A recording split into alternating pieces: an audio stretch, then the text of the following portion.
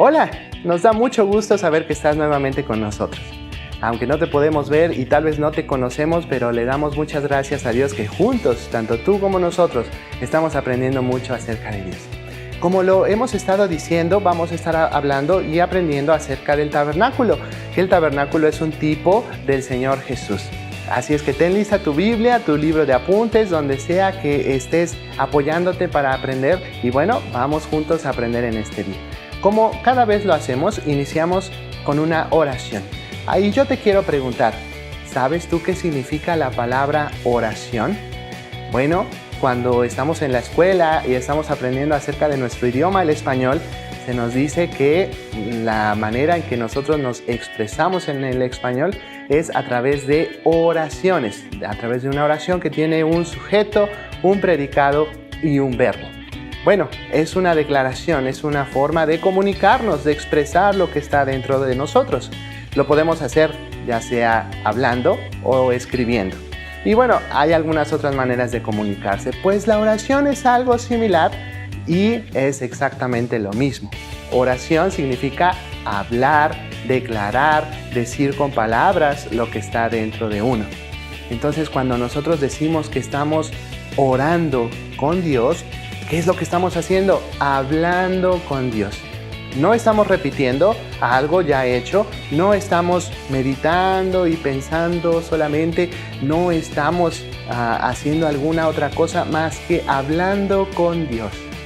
Entonces, vamos a hablar con Dios. Y yo quisiera leerte un versículo que está en el primer libro de Samuel, capítulo 1 y versículo 12. Dice, mientras ella oraba largamente delante de Jehová, Elí estaba observando la boca de ella, pero Ana hablaba en su corazón. Estos versículos nos hablan acerca de una mujer, se llamó Ana. Ella estaba haciendo oración delante de Dios, con Dios, pero no estaba hablando, lo estaba diciendo en su corazón. Y es precisamente eso, una oración es hablar con Dios. Por eso mostramos respeto cerrando los ojos y agachando la cabeza, porque queremos concentrarnos mientras estamos hablando con Dios. Vamos entonces a orar, cierra tus ojos. Gracias te damos, oh Dios, por esta oportunidad, este privilegio de poder reunirnos nuevamente y de poder aprender más acerca del Señor Jesús.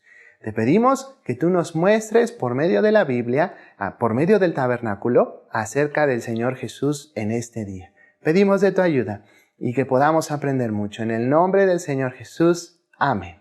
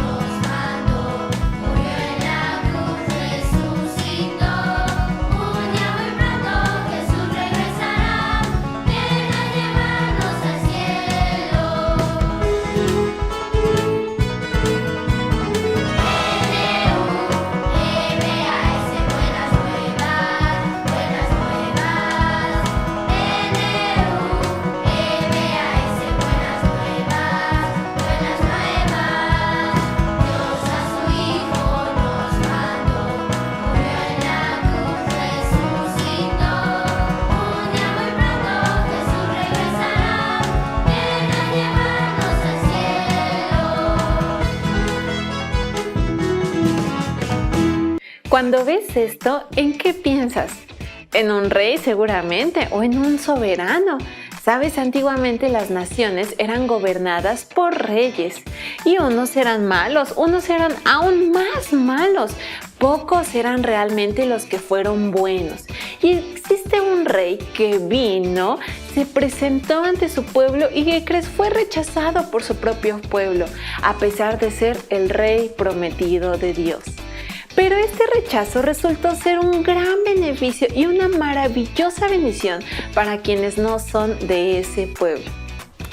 El primer evangelio o buenas nuevas que tenemos en el Nuevo Testamento está escrito por Mateo, o también llamado Leví, y fue escrito originalmente para los creyentes judíos, el pueblo de Israel. Pero sabes, también presenta al Señor Jesús como el Hijo prometido que cumple el pacto que Dios le hizo a David, quien sería el Rey eterno sobre la nación de Israel y sobre todo el mundo. Por esto, en este evangelio al Señor Jesús se le llama el Hijo de David 7 veces. Y sabes, solo en este evangelio se le llama a la ciudad de Jerusalén, la capital de Israel, la ciudad del gran rey. El evangelio escrito por Mateo es conocido como el Evangelio del Rey, que vino a instalar el reino de los cielos. Por cierto, esta frase aparece alrededor de 30 veces y la palabra reino aparece más de 50 veces. Este rey o soberano debía ser Dios y hombre perfecto. Este evangelio termina registrando la orden dada por el Señor Jesús de anunciarlo a todas las naciones, cumpliendo así la promesa hecha a Abraham. El apóstol Pablo, que era judío, es decir, de la nación de Israel sobre la cual reinó David y que fue formada por Dios comenzando con Abraham, en la carta escrita a los creyentes de la ciudad de Colosas, conocida como los Colosenses, en el capítulo 2 y en el versículo 9, presenta al Señor Jesús como el Hijo de David, el Hijo de Abraham, como Dios que vino a vivir, como un hombre que se hizo tabernáculo entre los hombres. Voy a leer Colosenses 2:9. Porque en él habita corporalmente toda la plenitud de la deidad. Podemos dividir en 2 frases este versículo, pero esas 2 frases son aún más profundas y maravillosas. Porque en él habita corporalmente. El apóstol Pablo se refiere a Dios Hijo, al Señor Jesús. Dice que en el cuerpo terrenal del Señor Jesús habita o está activa la deidad dentro de él, porque es su cuerpo real, verdadero, que se pudo ver y se pudo tocar. Es parte de su persona. Toda la plenitud de la deidad, la totalidad de la naturaleza divina y sus perfecciones en medida plena están en el cuerpo del Señor Jesús. No le falta nada del ser de Dios porque Él es Dios.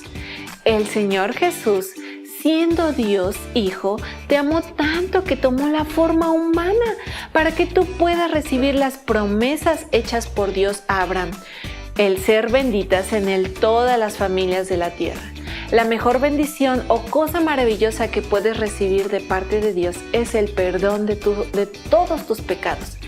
Es necesario que reconozcas que has pecado para que así también puedas creer en el Señor Jesús, que es el único que pudo pagar el castigo por tu pecado, muriendo en la cruz. Y no solo eso, sino que resucitando el tercer día. Ahora, Dios Padre puede darte la salvación del castigo de tu pecado y comenzar a desarrollar una relación tan excelente y personal contigo como tu Padre para siempre. ¿Creerás ahora mismo en el Señor Jesús como tu Salvador?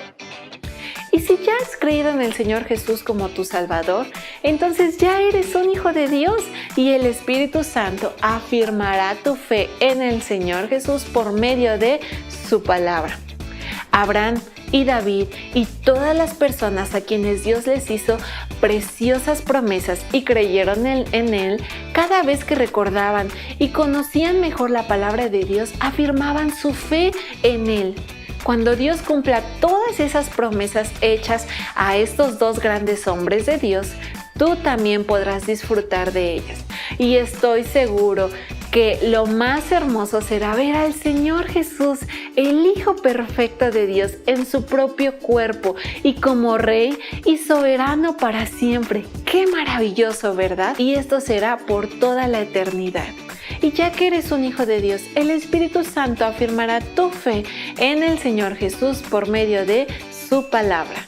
¿Qué te parece si decimos juntos el versículo, iniciando con la cita y terminando también con este mismo? Colosenses 2:9, porque en él habita corporalmente toda la plenitud de la deidad. Colosenses 2:9.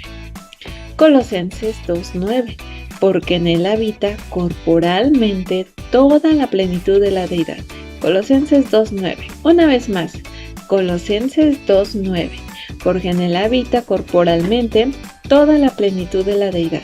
Colosenses 2:9.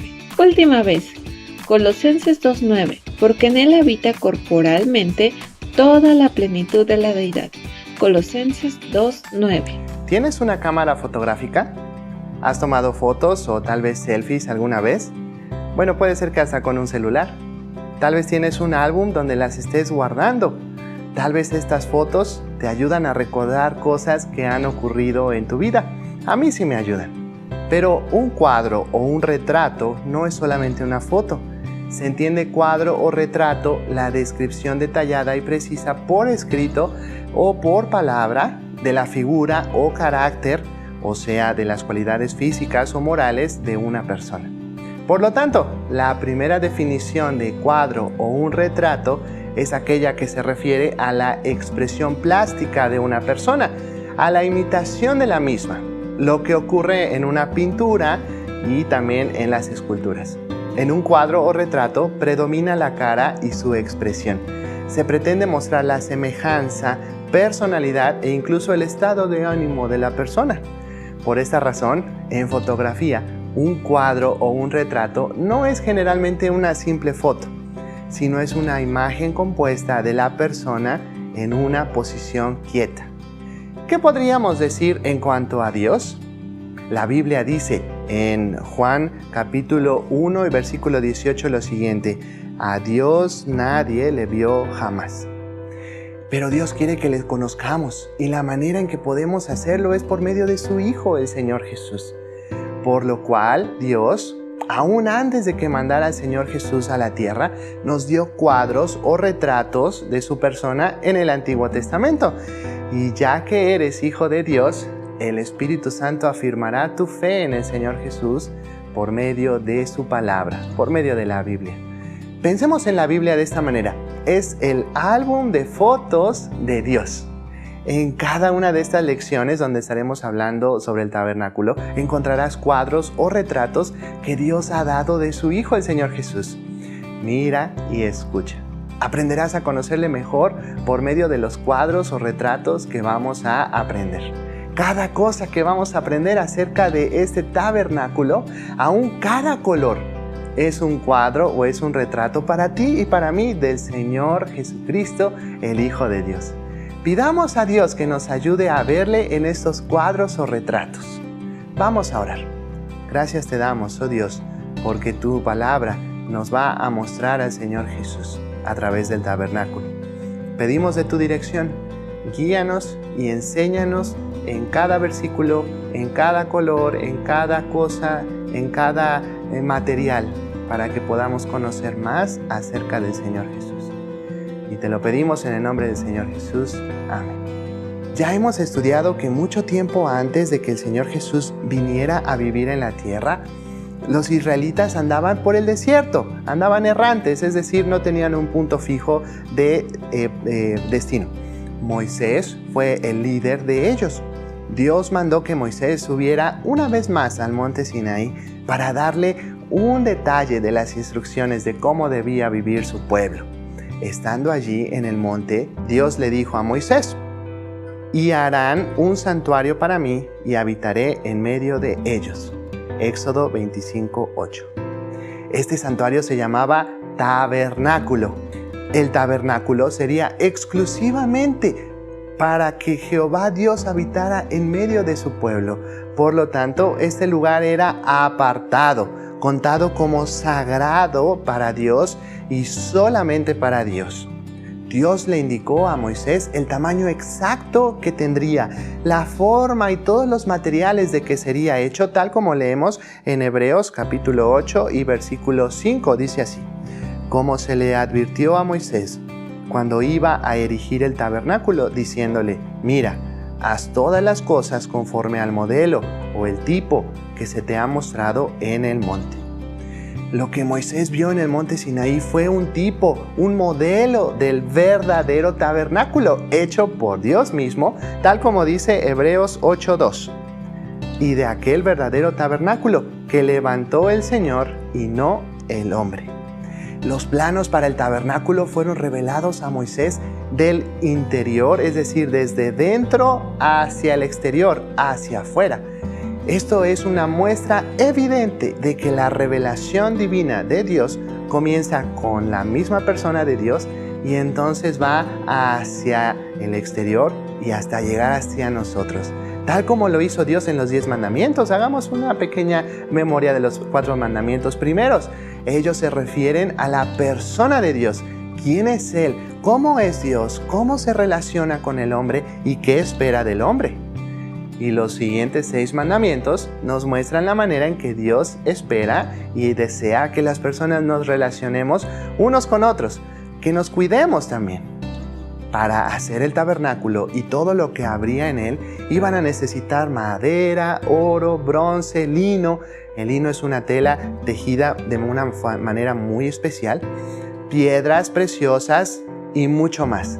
Pero estaban en el desierto. Por kilómetros y kilómetros solo había desierto y desierto y más desierto. No había aserraderos o donde trabajaran la madera, no había ferreterías, lugares donde pudieran comprar sus herramientas. Entonces, ¿dónde conseguirían las herramientas y los materiales para construir? ¿Quién haría el trabajo? Dios ya había hecho los planes. Dios ya había tomado en cuenta todos estos detalles. Moisés indicó al pueblo de Israel todas las cosas que iban a ser necesarias, tal como leemos en Éxodo capítulo 35, versículos 4 y 5, que dicen así. Y habló Moisés a toda la congregación de los hijos de Israel, diciendo: Esto es lo que Jehová ha mandado. Tomad entre vosotros ofrenda para Jehová. Mientras el pueblo de Israel buscaban dentro de sus tiendas de campaña, de sus hogares, la gente empezó a descubrir cosas que podían llevar. Cuando ellos habían salido de Egipto, los egipcios les habían regalado muchas cosas. Así es que ellos tenían muchas cosas para dar. Hombres y mujeres, de manera voluntaria y con mucha alegría, traían más y más cosas cada mañana. Ellos llevaban aretes de oro, llevaban otros metales, llevaban tela de lino, espejos de bronce, pieles de animales, piedras preciosas. Las cosas se amontonaban y los materiales cada vez eran más y más, hasta que los trabajadores, los encargados de hacer el tabernáculo, le dijeron a Moisés: el pueblo trae mucho más de lo que se necesita para la obra que Jehová ha mandado que se haga. Esto lo vemos en Éxodo 36, 5. Moisés, al ver que tenían material abundante para hacer el tabernáculo, mandó a decir a la gente: ningún hombre ni mujer haga más para la ofrenda del santuario o del tabernáculo. Así se le impidió al pueblo ofrecer más. Eso está en Éxodo 36, 6. Dios le dijo a Moisés: yo he llamado por nombre a Bezaleel y lo he llenado del Espíritu de Dios, en sabiduría y en inteligencia, en ciencia y en toda arte. Eso está en Éxodo 31, 2 y 3. En otras palabras, Dios estaba diciendo: estoy aquí para ayudarte a hacer lo que yo quiero que hagas. Y esta persona, que se llamaba Bezaleel, estaba dispuesto a que Dios le mostrara cómo hacer este trabajo grande y maravilloso. ¿Cuánto amaba Dios a su pueblo? Su amor hizo que quisiera darse a conocer mucho mejor constantemente. Su amor no ha disminuido con el tiempo. Al contrario, el amor de Dios alcanza a todas las personas de todo el mundo. Y no porque tú y yo lo amemos a Él, porque la Biblia dice en 1 de Juan 4:19, nosotros le amamos a Él, porque Él nos amó primero. Dios te amó antes de que tú nacieras en este mundo. Te cuidó en la barriguita de tu mamá, te cuidó al nacer y te sigue cuidando hasta el día de hoy. Aun cuando pases por cosas muy difíciles, recuerda que Dios te ama y te cuida. El caso contrario, podrían suceder cosas muy feas, ¿no es así? Pero aún más maravilloso es que un día todos los hijos de Dios estarán para siempre con su Padre, Dios el Padre, en la casa de Dios, en el tabernáculo del cielo hecho por el mismo Dios, donde no hay enfermedades como este coronavirus, ni hay necesidad de vacunas para poder salir a caminar libremente. ¿Te imaginas cómo será vivir para siempre en el tabernáculo del cielo hecho por Dios mismo? Seguramente Dios quería dar una muestra de eso al dirigir Él mismo la construcción del tabernáculo que el pueblo de Israel estaba a punto de construir en el desierto. Por eso, el tabernáculo en el desierto iba a ser portátil, es decir, lo podrían llevar de un lado a otro. No pesaba mucho. El tabernáculo debía armarse y desarmarse de tal forma que cuando Dios dijera al pueblo que siguieran su viaje, se podía desarmar, empacar, cargar, llevar jalado por bestias y llegar hasta donde tendrían que llegar y volverlo a armar. Los hombres que trabajarían en el oro tendrían que derretir todas las pulseras, aretes, anillos para preparar lo que se necesitaría preparar con este material, el oro.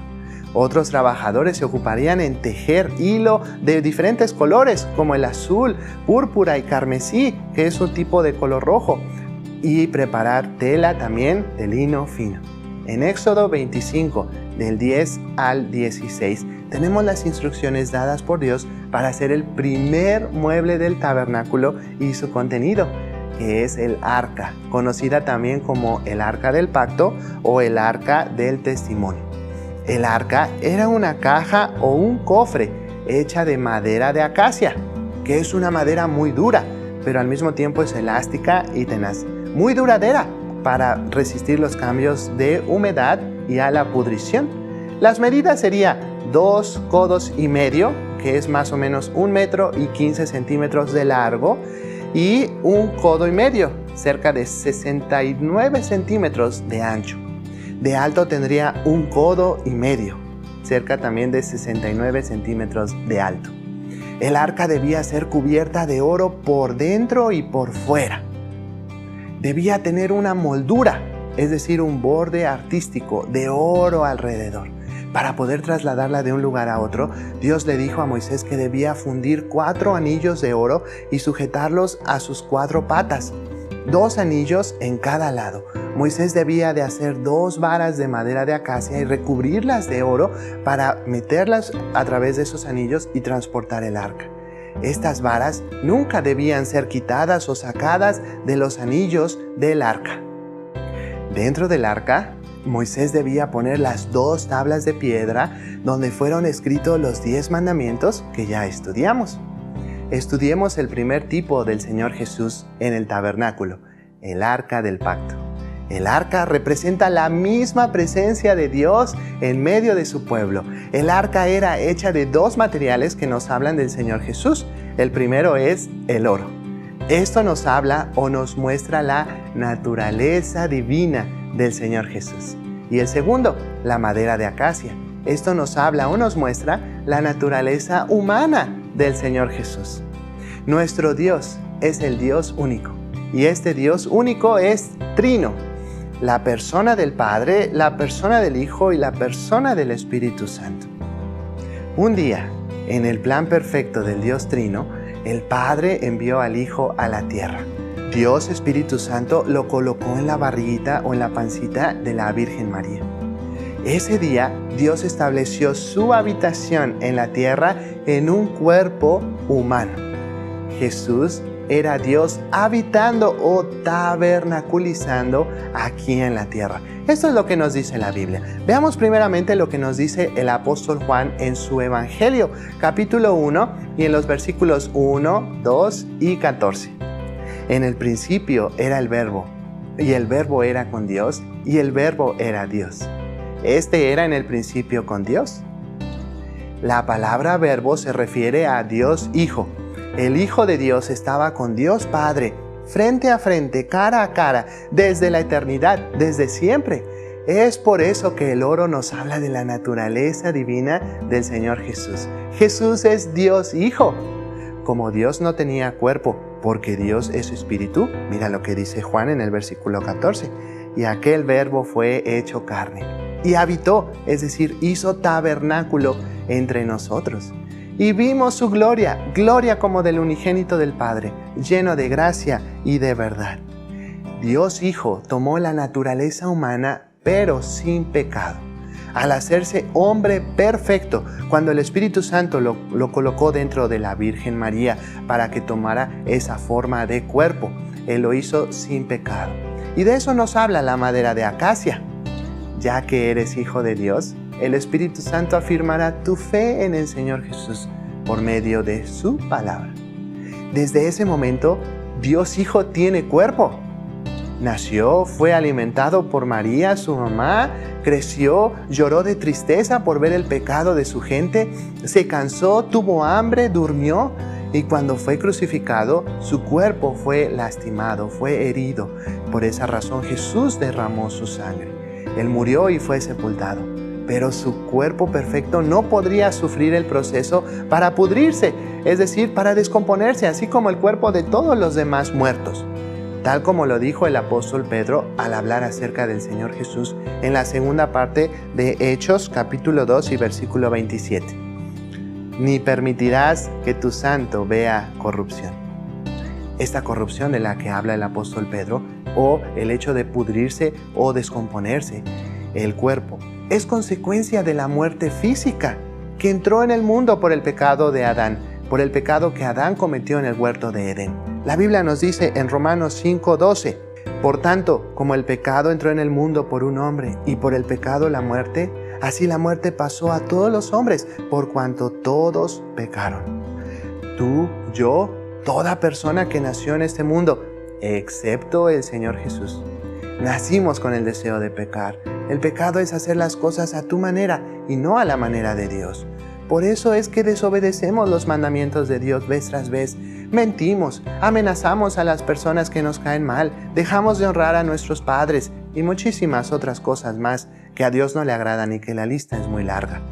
Por eso la muerte física entró y produjo que el cuerpo se corrompiera, se pudriera, apestara y fuera necesario enterrarlo o sepultarlo. Pero esta muerte física nos enseña que hay muerte espiritual, es decir, la expulsión definitiva de la presencia de Dios en un lugar de terrible castigo, tanto en esta tierra como en la eternidad. ¿Reconoces que has pecado? Pero el cuerpo del Señor Jesús no sufrió corrupción, porque el Señor Jesús nunca pecó. Al tercer día de haber sido sepultado, el Señor Jesús resucitó con el mismo cuerpo con el que fue crucificado y sepultado. Ya que eres hijo de Dios, el Espíritu Santo afirmará tu fe en el Señor Jesús por medio de su palabra. Ahora veamos lo que escribe el apóstol Pablo en Filipenses capítulo 2 y versículos del 5 al 7. Haya pues en vosotros este sentir que hubo también en Cristo Jesús, el cual, siendo en forma de Dios, no estimó el ser igual a Dios como cosa a que aferrarse, sino que se despojó a sí mismo, tomando forma de siervo, hecho semejante a los hombres. Hay una palabra repetida 2 veces que nos muestra las 2 naturalezas del Señor Jesús, la divina y la humana, y es la palabra forma, que significa esencia, naturaleza o sustancia, realidad. Siendo en forma de Dios, dice el apóstol Pablo. Jesús es Dios, esa es su realidad. Esto nos habla el oro. Tomando forma de siervo, Jesús tomó o adquirió, no lo tenía, pero desde ese momento Jesús en realidad es hombre, sin pecado. Y de esto nos habla la madera de acacia. El apóstol Pablo en Colosenses 2:9 resume exactamente esta verdad absoluta en pocas palabras. Porque en Él, en el Señor Jesús, habita corporalmente, físicamente, en cuerpo, toda la plenitud de la deidad. El Señor Jesús es una sola persona, completamente Dios y completamente hombre perfecto, sin pecado. Y ya que eres hijo de Dios, el Espíritu Santo afirmará tu fe en el Señor Jesús por medio de su palabra. Y eso es lo que Dios nos enseña con el primer tipo o modelo del Señor Jesucristo en el tabernáculo, que es el arca o el arca del pacto. Dios estaba enseñándole a su pueblo, Israel, estas 2 cosas maravillosas. En primer lugar, Dios quiere que lo conozcamos. No hay otro modo de conocer a Dios a no ser por el Hijo, el Señor Jesús. Espero que recuerdes nuestro estudio de los mandamientos, específicamente el estudio del segundo mandamiento que en Éxodo 20 del 4 al 5 dice: no te harás imagen ni ninguna semejanza de lo que está arriba en el cielo, ni abajo en la tierra, ni en las aguas debajo de la tierra. no te inclinarás a ellas, ni las honrarás, porque yo soy Jehová tu Dios. Ni el mejor escultor o pintor o cualquier artista humano podría hacer un cuadro o imagen correcta, completa y perfecta y verdadera de Dios. Ninguna persona, en ningún tiempo, en ningún lugar lo podrá hacer. Ni siquiera estos dibujos que te hemos mostrado reflejan con exactitud la imagen del Señor Jesús. El mismo Señor Jesús, cuando uno de sus discípulos, uno de sus alumnos especiales, Felipe, le pidió una sola cosa, le dijo: Señor, muéstranos al Padre y nos basta. Le estaba diciendo de otra manera: muéstranos a Dios al Padre y es suficiente, no queremos nada más.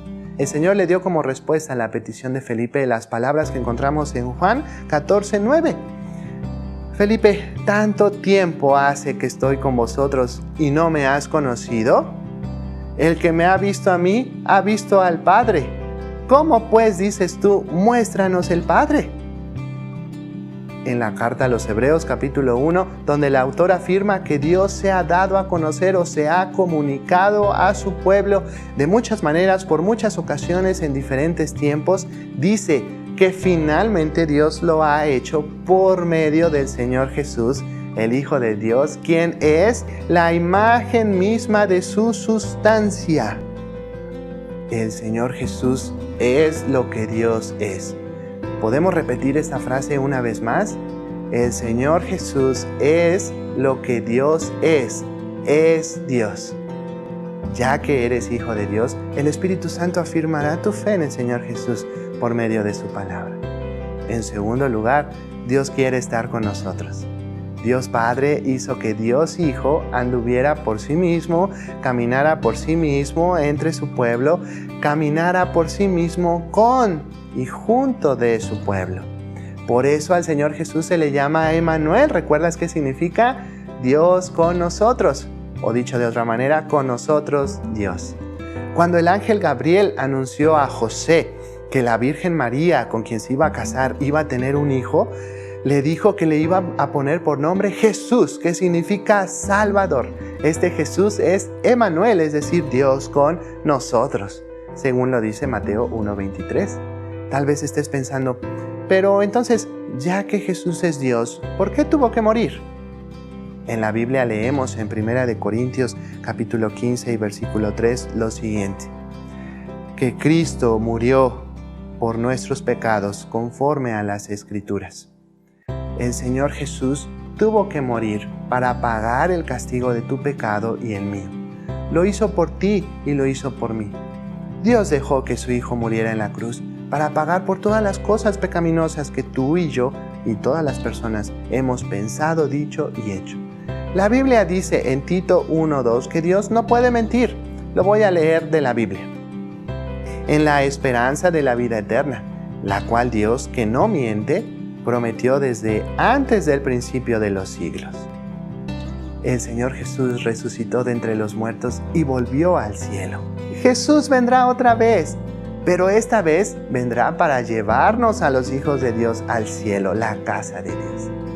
Dios ordenó e instruyó a hacer el arca del pacto, porque quiso dar a conocer su persona maravillosa. Y ya que eres hijo de Dios, el Espíritu Santo afirmará tu fe en el Señor Jesús por medio de su palabra.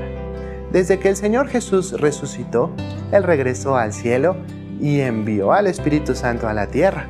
Dios tiene un tabernáculo muy especial, el cual nunca dejará de ser habitado por Dios.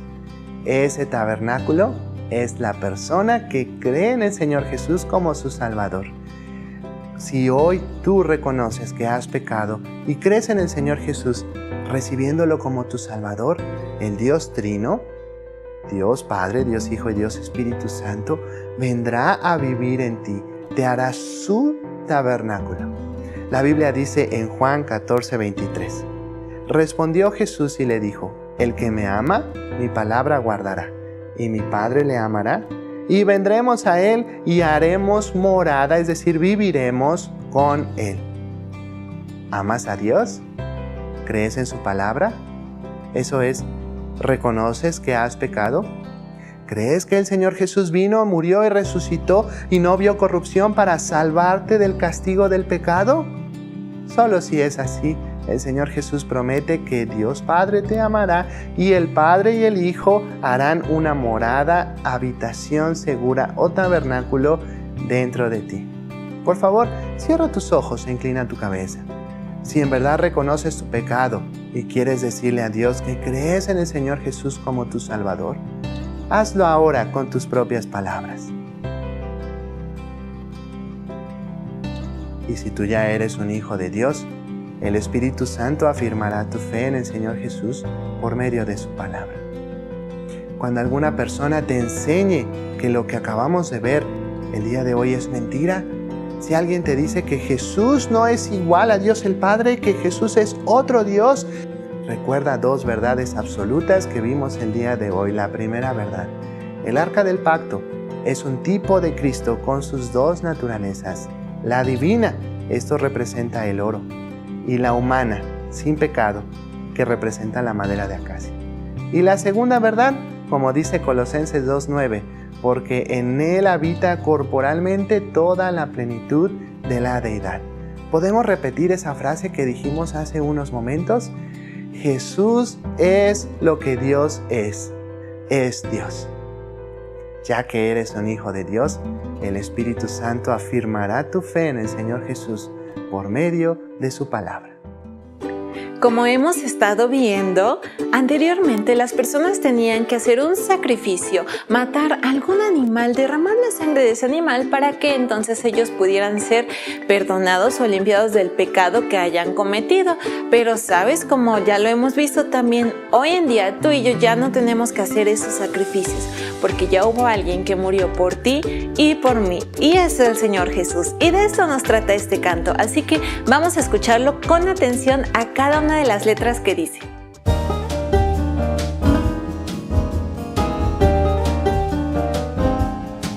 Es el Señor quien me salvó, es el Señor quien me libró, pagó el precio mi Señor Jesús por su muerte allá en la cruz. Si el Señor resucitó, así la muerte ya venció.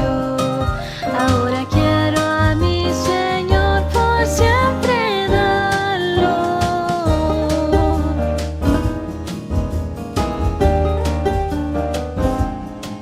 Es el Señor quien me salvó, es el Señor quien me libró, pagó el precio mi Señor Jesús por su muerte allá en la cruz.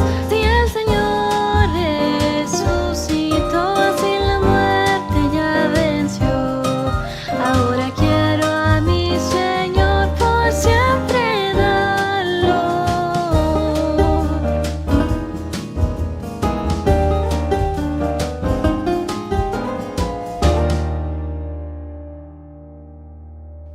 Muy bien, dice, es el Señor quien me salvó, es el Señor quien me libró. Al decir Señor nos estamos refiriendo, claro, al Señor Jesús.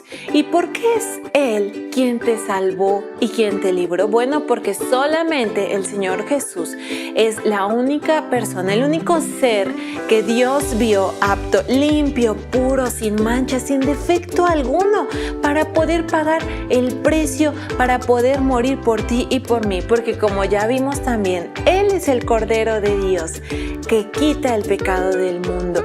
Ahora nosotros no necesitamos sacrificar algún animalito porque Dios ya murió por ti y por mí y pagó, nos libró del castigo del pecado, de vivir separado de Dios. Tú ahora ya no tienes que pagar por tu pecado, y es claro que tú y yo seguimos cometiendo pecados cada día. No hay día en el que no cometas pecado y vivimos con ese deseo de hacer pecado, pero gracias a lo que el Señor Jesús hizo en la cruz, ahora ya no es necesario que lo hagamos. Dice más adelante esta estrofa: pagó el precio mi Señor Jesús. ¿Y cuál era el precio? La sangre limpia, pura. El Señor Jesús en aquella cruz, en aquel madero, derramó su sangre. ¿Y sabes sabes algo? A las personas que morían colgadas en un madero sobre una cruz eran consideradas malditas. Y esto lo dice la Biblia. ¿Te imaginas que el Señor Jesús, siendo la persona más perfecta en esta tierra y en todo el mundo, fue considerada maldita para pagar tu pecado y para pagar mi pecado? Él pagó el precio en la cruz, y eso es la redención? Como ya hemos visto, redención es pagar por precio justo algo que ya es tuyo. Imagínate, Jesús, siendo Dios, siendo el creador, el que le pertenece todo, le pertenece tu vida y la mía, tuvo que volver a pagar, tuvo que pagar más bien el precio muriendo en aquella cruz. ¿Y qué más nos dice este canto? Dice que el Señor Jesús no solamente se quedó ahí en la cruz siendo maldito por las personas, sino que el Señor en la cruz estaba venciendo a la muerte, porque Él al tercer día resucitó. El Señor Jesús volvió a vivir, y ahora tú y yo podemos creer en un Dios vivo y verdadero, no en un Dios muerto, sino en un Dios que hoy está vivo y que reina al lado de Dios en el cielo, pero que también puede estar tan cercano a nosotros si nosotros creemos en Él y le recibimos como nuestro Señor y Salvador. Y bueno, ahora que tú ya sabes eso, ¿qué es lo que tienes que hacer? ¿Qué es lo que debemos hacer? Ok, ya sabemos que Jesús murió, que resucitó, que Él tomó tu castigo y mi castigo. Bueno, dice este canto: ahora quiero, mi Señor, siempre dar loor. Pero para que una persona dé loor, que es alabar, decir cosas buenas respecto a la persona de Dios, a las características, cómo es Dios, para que una persona pueda hacerlo, primero debe ser hijo de Dios.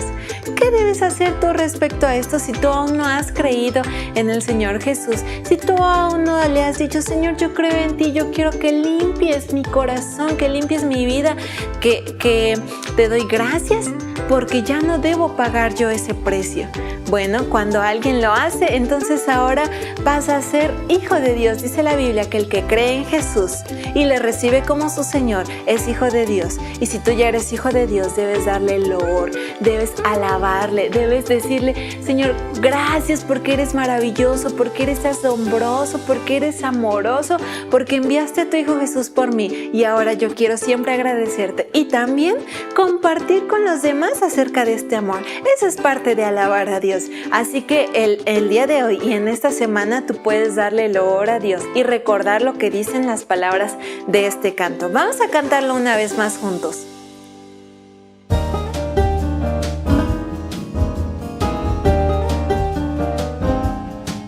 Es el Señor quien me salvó, es el Señor quien me libró. Pagó el precio mi Señor Jesús por su muerte allá en la cruz. Si el Señor resucitó, así la muerte ya venció. Ahora quiero a mi Señor por siempre darlo.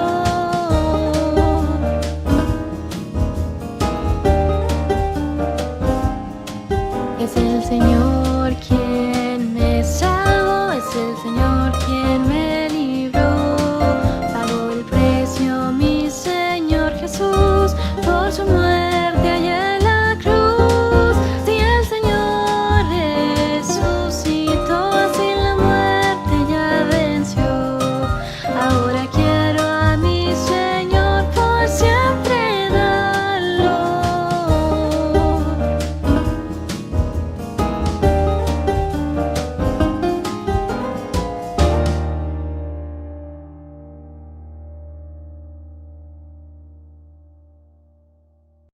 Tengo aquí un vaso con agua, es agua limpia. Puedes ver que por la manera en que la luz está dándole al vaso, se proyecta una sombra. Cuando tienes sed, después de jugar en el día, ¿podrías tomar la sombra del agua y quedar sin sed? Nadie ha hecho eso, ¿verdad? A ver, ¿podrías intentarlo? No se puede tomar la sombra y quedar satisfecho. Necesitamos la sustancia, es decir, la materia, lo que es contrario a la sombra en este caso. Esto es una manera en que podemos entender lo que es el tipo y el antitipo de lo que hemos estado hablando. Jesús es la sustancia de Dios, toda la imagen y resplandor de Dios. Todo lo que Dios había hablado en el Antiguo Testamento era la sombra o tipo de lo perfecto, que sería el Señor Jesús, que es el Señor Jesús. La Biblia nos presenta de manera muy clara cómo es que el Señor Jesús es el total cumplimiento de las profecías del Antiguo Testamento. El Antiguo Testamento apuntaba a la venida de Jesús y el Nuevo Testamento nos muestra cómo Jesús cumplió con todo lo que se anunció en el Antiguo Testamento. Pero después de que Jesús subió al cielo, hubo algunos creyentes, judíos, o también se les llama hebreos, es decir, hijos de Abraham, descendientes de Abraham, que estaban volviendo a obedecer los mandamientos y las ordenanzas de la ley. Ellos estaban volviendo a las sombras y no comprendían sobre la sustancia o la perfección del Señor Jesús. Entonces un hombre, no sabemos quién fue, pero sí sabemos que fue inspirado o movido por Dios. Escribió esta carta para los hebreos creyentes en el Señor Jesús. Y vamos a leer el capítulo 8 y los versículos 1 y 2. Ahora bien, el punto principal de lo que venimos diciendo es que tenemos tal sumo sacerdote, el cual se sentó a la diestra del trono de la majestad en los cielos, ministro del santuario y de aquel verdadero tabernáculo que levantó el Señor y no el hombre. La primera frase dice, ahora bien, el punto principal de lo que venimos diciendo. Bueno, el escritor a los hebreos ya habló y ya enseñó por 7 capítulos sobre Jesús. Y podemos resumir todo lo que enseñó en estos 2 versículos, que serían el resumen de los capítulos anteriores. En los capítulos anteriores, esos 7 capítulos, el escritor dejó muy claro que el Señor Jesús es superior, como el antitipo o lo perfecto, a 5 cosas o personas del Antiguo Testamento. Jesús es superior a los profetas, que eran personas que hablaban al pueblo de parte de Dios. Jesús es superior a los ángeles, seres creados por Dios para servir. Jesús es superior a Moisés, quien Dios usó para libertar a Israel y darle leyes. Jesús es superior a Josué, quien Dios usó para introducir a Israel a la tierra prometida. Y el quinto, Jesús es superior al sacerdocio levítico, es decir, los hijos de Aarón que hablaban a Dios de parte del pueblo. Todo esto fue dicho en los capítulos del 1 al 7 de esta carta a los hebreos y resumido en estos 2 versículos. Vamos a leerlos una vez más y por favor, léelos también conmigo. Ahora bien, el punto principal de lo que venimos diciendo es que tenemos tal sumo sacerdote, el cual se sentó a la diestra del trono de la majestad en los cielos, ministro del santuario y de aquel verdadero tabernáculo que levantó el Señor y no el hombre. Dios quiso que por medio de los tipos conociéramos a Jesús, quien es el antitipo o el cumplimiento, porque es lo perfecto. Jesús es superior a todo lo que ya dijimos, porque Él es Dios, Dios el Hijo, quien comparte la misma naturaleza con Dios el Padre. ¿Podemos repetir la frase que vimos en la lección? Jesús es lo que Dios es. Jesús es Dios. Los profetas, los ángeles, Moisés, Josué y aún los sacerdotes fueron un anticipo de lo perfecto que es Jesús.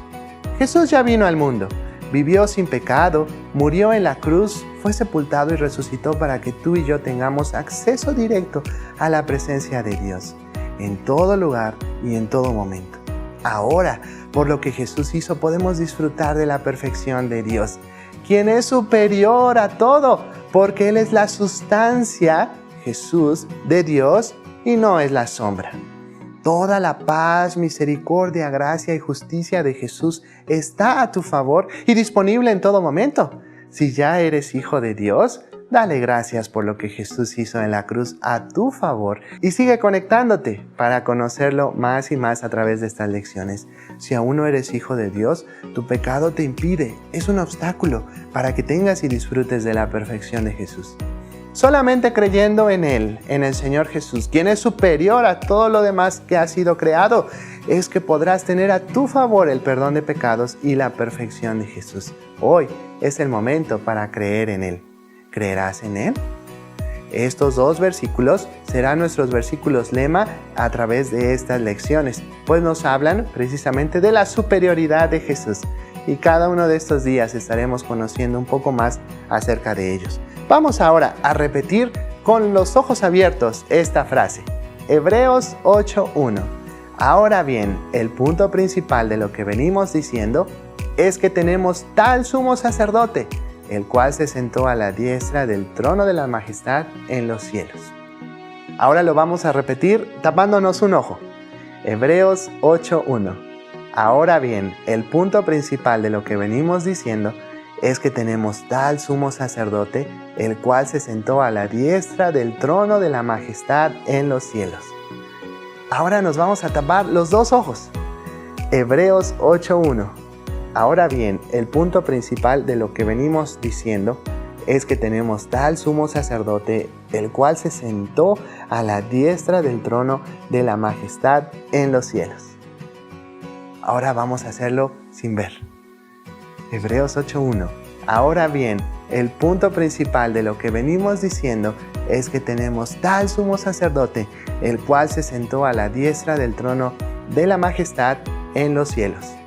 Bien, hemos llegado casi al final de nuestra clase y lo que haremos en este periodo de estudios sobre el tabernáculo es que vamos a estar realizando una manualidad de acuerdo al tabernáculo precisamente. Y antes de continuar y de explicarles la dinámica, quiero leer un versículo que se encuentra en la Biblia. Puedes buscarlo si tienes tu Biblia a la mano, que se encuentra en el libro de Éxodo, capítulo 39, versículo 43. Dice, y vio Moisés toda la obra, y he aquí que la habían hecho como Jehová había mandado, y los bendijo. Estas son las palabras que usó Moisés al terminar el tabernáculo, y es algo realmente asombroso que tal vez nosotros no nos imaginamos cómo es que quedó en realidad en vivo aquellas construcciones, ¿verdad? Pero fue algo majestuoso. ¿Te imaginas? Bueno, para poder tener un poco presente eso nosotros, vamos a realizar nuestro propio tabernáculo. Y claro está, debes saber que no nos va a quedar igual, ¿verdad? Lo que hagamos, las figuras que vayamos formando no son nada comparadas a cómo quedaron, pero es para darnos una idea y para que cada que veamos nuestra maqueta terminada con cada una de las partes y del mobiliario, recordemos qué significa eso, podamos agradecerle a Dios y podamos también utilizar esta maqueta para compartir con otros acerca del significado y de lo que Dios es. Así que iniciaremos cada clase, vamos a construir una pieza. Así hasta llegar al final de nuestras clases y tener todo terminado. Y vamos a dejar en la parte de abajo del video la descripción donde tú puedes darle clic a ese link y descargar el boceto, el formato, para que tú en casa le pidas ayuda a mamá, papá, a alguien que esté cercano y puedas imprimirlo. Y ya una vez que lo imprimas, lo vas a recortar y vas a ir siguiendo los pasos que nosotros vamos a irte dando. Vamos a armarlo juntos. Entonces, si quieres, ponle pausa a este video y ve a imprimirlo para que ahora sí podamos iniciar juntos. Cuando ya lo tengas terminado, puedes tomarle una foto y mandárnosla. Nos va a dar mucho gusto estar viendo que juntos podemos estar formando este tabernáculo. Así que iniciemos con el día de hoy. Vamos a necesitar las 2 hojas impresas del link que te dejamos aquí. También necesitaremos un pegamento en barra o un pegamento en líquido. Puede ser silicón frío, caliente, como quieras. También puedes tener a la mano tus tijeras para recortar. Algo que me gustaría decirte es que esa tijera que está marcando ahí es para recortar el contorno de la figura sobre la línea negra, pero no es para recortar sobre la línea punteada. Esta línea punteada nos va a indicar dónde debemos doblar. Cada que tú veas una línea punteada significa que tú debes doblar ahí la figura. El nombre que muestra aquí es el nombre en inglés, pero tú si quieres puedes tomarlo. Vamos a recortar. Ya lo tenemos recortado. Estos bordes que tiene aquí blancos no se deben recortar, nos van a servir como pestañas para poder pegarlo. ¿Cómo puedes recortar la parte del centro? Te voy a enseñar una manera fácil para recortarlo. Debes doblarlo a la mitad y posteriormente vamos a cortar por las puntas. Mientras recortamos, podemos recordar cuál es el versículo que memorizamos el día de hoy en Colosenses 2:9, porque en él habita corporalmente toda la plenitud de la deidad. Colosenses 2:9. Mientras tú sigues recortando y armando, puedes seguir repitiendo este versículo hasta aprendértelo de memoria. Ya que recortamos esos extremos, ahora sí vamos a abrirlo y vamos a recortar por dentro porque no vamos a necesitar esta parte blanca. Ahora vamos a pasar con la base del arca. Tenemos que doblar todos los bordes para que nos sea más fácil manipularlo y también asimismo pegarlo. Mientras doblas todos los bordes y la línea punteada, vamos a repetir juntos el versículo lema que es Hebreos 8:1 y 2. Ahora bien, el punto principal de lo que venimos diciendo es que tenemos tal sumo sacerdote, el cual se sentó a la diestra del trono de la majestad en los cielos. Ya que tenemos la base doblada, ahora vamos a proseguir a doblar por esas líneas las varas y así también la parte superior. Esa línea punteada no es para doblar, esas son las guías para pegar estos querubines que están encima. Vamos a pegar por el centro y mientras pegamos también recuerda cuáles son esas dos verdades absolutas que vimos el día de hoy en nuestra clase. La primera verdad es el arca del pacto, el cual es un tipo de Cristo con sus dos naturalezas, la divina, que es el oro, y la humana, la madera de acacia. Ahora sí vamos a poner pegamento en la parte blanca de las pestañas para pegarlo y que quede como la base completa totalmente cerrada. Ahora sí vamos a tomar las varas y vamos a pegarlas sobre la base. Vamos a colocar el pegamento únicamente en la parte central de las varas. No lo pongas en las orillas, solamente al centro para que de las orillas podamos agarrarla. De ambos lados es exactamente lo mismo. Ahora vamos a pegar lo que va en la parte de arriba. Únicamente vamos a colocar el pegamento en esas pestañitas y los vamos a pegar sobre la línea punteada, de tal forma que quede lo más derecho posible. Vamos a recordar cuál es esa segunda verdad que vimos el día de hoy y que está precisamente en nuestro versículo en Colosenses 2:9, que dice: porque en él habita corporalmente toda la plenitud de la deidad. Ahora sí, tenemos nuestra arca del pacto terminada. Las tablas de los 10 mandamientos estaban dentro y el propiciatorio, que es la parte de arriba, no se va a pegar, únicamente va a quedar sobrepuesta. Adentro del arca están las tablas de los 10 mandamientos. Vamos también a poner dentro del arca la vara de Aarón que reverdeció y las hojuelas del maná, que representan el maná. En esta clase no lo vimos, pero estas cosas también estaban dentro del arca y en clases posteriores vamos a hablar también acerca de ello. Y así tenemos nuestra arca del pacto terminada. Recuerda que si ya eres hijo de Dios, el Espíritu Santo afirmará tu fe en el Señor Jesús por medio de su palabra.